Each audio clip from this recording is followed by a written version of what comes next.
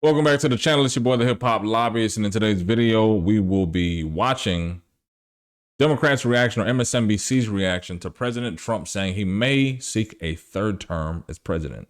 Now, you may not know this hasn't happened since Roosevelt served 4 consecutive terms, and they basically said, like, listen, bro, we got to stop the set too. We can't have this. But those are different times, another depression. And even though we're on the cusp of something feeling like that with this recession and inflation and these tariffs, I would say that a third term may not be what America wants, because we do not want a dictatorship, because I'm quite sure that would open it up for a very prime Obama versus Trump 2030 race.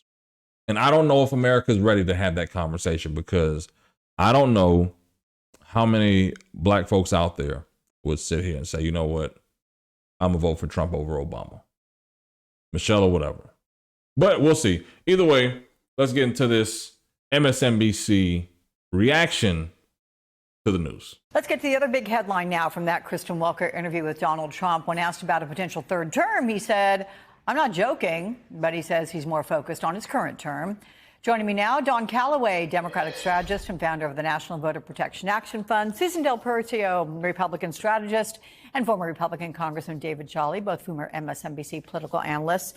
Quick reaction, guys, to that Trump comment entertaining a third term. You first, David.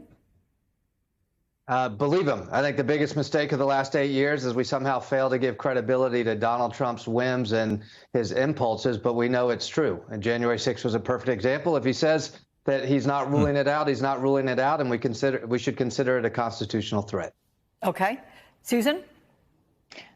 We shall see. He's been pushing the envelope on testing the Constitution, so I expect, that he'll continue to do that, maybe by seeking out a third term. But more importantly, short term, we're not talking about Signal and that scandal if we are talking about Trump's third term. I don't have a problem with Trump seeking a third term, because it'll open up the wounds on the Republican side and the infighting will happen, because they're going to have to decide, okay, when we put something on the Constitution, when something happens, are we just going to start unraveling for whatever president is here, right? I think that's a unlikely precedent that Republicans would have to change their less government mentality and be like, you know what, it's cool because anybody should be able to run for whenever they want to. Cool. That means that all term limits across the country need to be removed. School boards, state legislatures, everywhere. Let's just go back to a point of honestly saying there's no need to have a limit on when you can serve and how long you can serve. Now, as a lobbyist, I'll have a different opinion, because I see the benefits and the curse of term limits. The benefits of it, like, you know what, you have to stay fresh on your P's and Q's to build new relationships with people. And if you're not able to build new relationships with people in this process, you're not going to be able to grow and go far, right? However, the other part of it is when you end up having term limits of 6, 8, 10, 12 years, whatever it may be, you end up having this provision where the ingrained knowledge of the continuity of that knowledge doesn't transfer over, right? You can have somebody who is the best person to be picked and endorsed for a position, right? Politically, because they'll keep the train moving, because some people will pick up to not things faster, but they'll be like, you know what, we know that we don't have to teach this person too much. However, that learning curve is maybe 4 years, to where you honestly say, you know what, I understand how to bring money home for my community. I know how to move an amendment in the committee. I know how to speak and understand the hierarchy on how this thing's going to go. Cool. After a while, that all happens.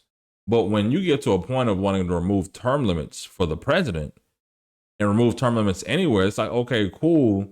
How are we ever going to be competitive in these places if that person can sit in these positions for as long as they want to? Because if it's not 3 limits for the 3 years for the president, what would it be? Because foundationally, that 8 years has kind of set a precedent for a lot of people to say, you know what, after 8 years, it's time for you to go. Because those old ideas you had from 12, 16, 20 years ago, they don't relate to the people of today. And that's why you have young up-and-comers end up unseating people. And I think that's how Joe Biden would have became senator, right? So even to a point of removing those term limits, I get, but it'll open up a bigger set of nonsense that I don't think either party is really ready to address, or even honestly say, yeah, here's how we're going to prepare for what this will look like.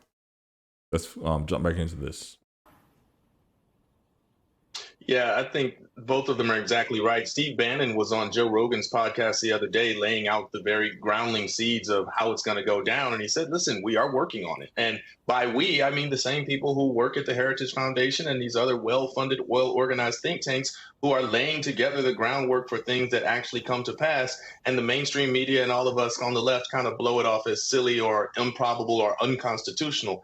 That doesn't matter to these folks. And I think you should take a third term or an effort at a third term as a legitimate campaign promise at this point. I'm just trying to do the math. He's 78 years old right now, turned 79 in July. Come on, he'd be in his early 80s starting at third term. Anyway, let's get quickly to the Signal app.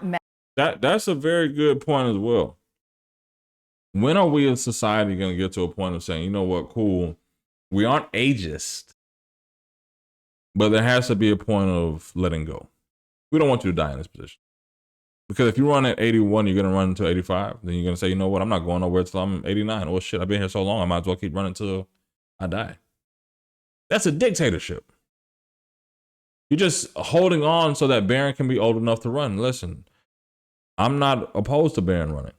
And I think the strife and the headache and the heartache of whatever it is going to inspire Byron to have the same bullshit narrative in 30 years from now. And say the same thing that people are afraid to say today. It's like, damn, you know, we don't want to hear this shit. Like, I think honestly, like there was an article about the tariffs hitting and people decided to go buy cars before the tariffs run the price of cars up in America. I completely get that. Who wants to finance a $25,000 car that's going to be worth tariffed up to $45,000 or $50,000, right? For a Hyundai Sonata. Nobody wants to pay for that shit. However, there is a point of saying we have to wake up because the third term is just a distraction from the Department of Education last week, from the text message scandal about the war plans a couple days before that, or even the JD Vance leak on what he thinks about Elon Musk.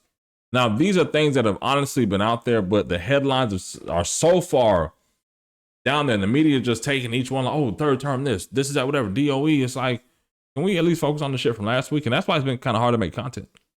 Make sure you like and subscribe to the channel if you're enjoying the content so far. But it's been kind of hard because it's like, damn, okay, when the fuck is this shit gonna slow down? If this shit doesn't slow down, it's like, damn, we're just gonna keep on going and going and going until the next election. And that's why you have, I guess, Elon having his town hall and all this other stuff on all these special elections that get placed from the appointments of the cabinet. And it's like, damn, we could really get to a point of not knowing what the fuck is ever happening. But hopefully we'll never get to that point. Either way, thank you for liking the comment, liking, subscribing to the channel. It is your boy, the Hip Hop Lobbyist. I appreciate you for helping our channel grow. I think we're around 335 subscribers right now. I would love to be around 350 before Memorial Day weekend. I think we can get there. Appreciate y'all. That's it.